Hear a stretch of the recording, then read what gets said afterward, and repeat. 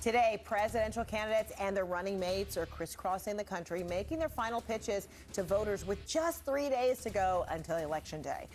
Whether it be that these campaign events, TV campaign ads, or election text messages, we know that it is a lot to digest. Election anxiety is real, no matter who you're voting for. And in fact, a new poll from the American Psychology Association shows 77% of Americans say the future of the nation is a big source of stress for them. So how you cope with that stress is very important. Public health specialist Dr. Saju Matthew is joining us now. See, suddenly I'm not feeling stressed at all, just simply by having you right here. Sitting right next to the doctor. I'm the one that's stressed, sitting next to Frederica Whitfield. Yeah. Well, tell me about, how people can, identify that they are stressed out, and how do they cope? I'll tell you what, Fred, this election, in that poll that you mentioned, most adults will say is the most divisive, decisive election, because if you look at each factor that we're voting for or against, these are issues that we're so passionate about. So actually that 70% is up from 50% back in 2016, where adults say that this election is causing some type of psychological distress and anxiety. But listening to your body, to answer your question, that's one way to do it.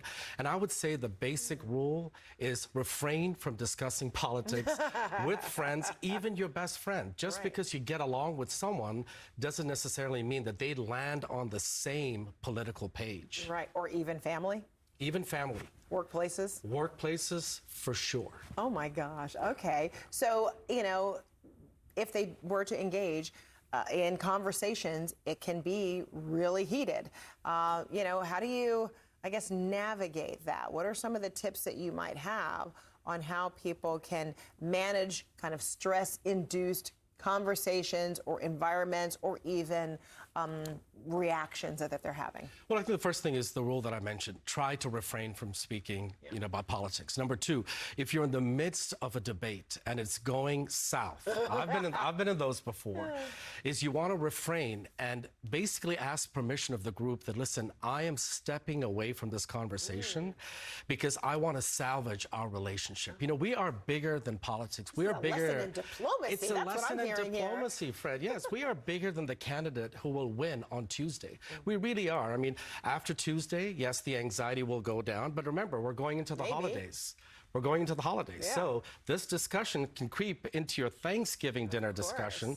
So I think telling people about your boundaries. Listen, I care about you. I love you. I've known you for many, many years, but let's not discuss politics. Let's talk something else. But also, when you actually have a terrible discussion with your best friend and things go wrong, is to get back to them.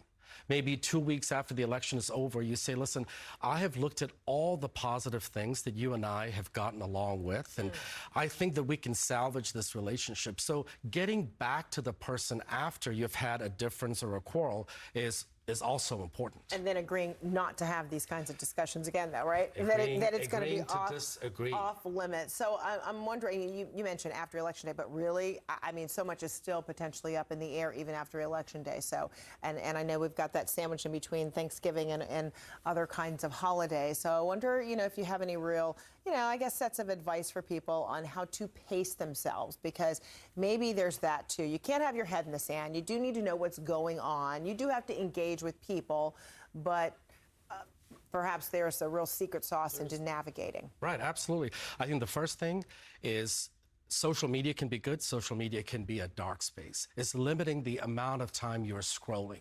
There's a difference between staying informed versus being inundated by information. Unless you're watching the Frederica Whitfield show on the weekends, take a break from TV. Take a break from the news. Go out for a walk. Trust me, if something bad happens, you're going to be notified. A friend will call you.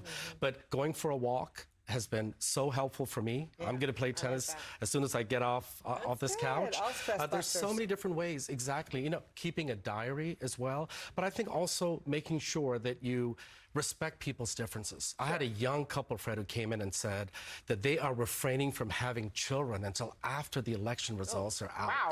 Okay. Yeah, this election big. has so many triggering issues that you just have to learn that, you know, the election is one component of who you are and that our life will continue after this is over. Okay, I'm feeling relief already.